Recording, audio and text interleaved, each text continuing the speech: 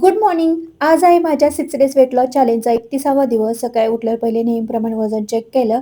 वजन चेक झाल्यावर मी लिंबू पाणी पिलं आणि मग थेट वर्कआउट केला. वर्कआउट झाल्यावर खरंच खूप फ्रेश वाटतं. त्यानंतर मी नाश्ता केला. आज नाश्त्याला मी पोहे केले होते, पण एक गोष्ट मी विसरले.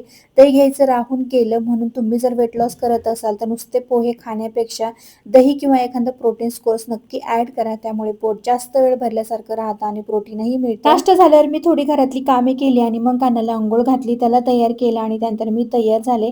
मग पटकन स्वयंपाक केला आणि किचन छान क्लीन करून घेतलं. खरं सांगू का, किचन स्वच्छ झालं की मनालाही वेगळीच शांती मिळते. मग मी लंच केला. लंचमध्ये कोशिंबीर, वांग्याची भाजी आणि अर्धी भाकर घेतली. हलकं पण पोटभर जेवण झालं आणि साधारण 4-5च्या दरम्यान पपई खाल्ली. आणि खरं सांगू का, हा ड्रेस मला आधी खूप टाईट व्हायचा, पण आता तो मस्त येतोय.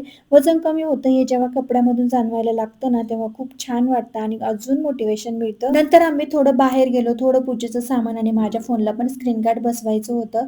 घरी यायला थोडा उशीर झाला, त्यामुळे डिनरसाठी वेगळं काही बनवलं नाही. आणलेलं थोडंसं मंचुरियन आणि एक अंड्याचं व्हाईट घेतलं. भेटूया नेक्स्ट व्हिडिओ.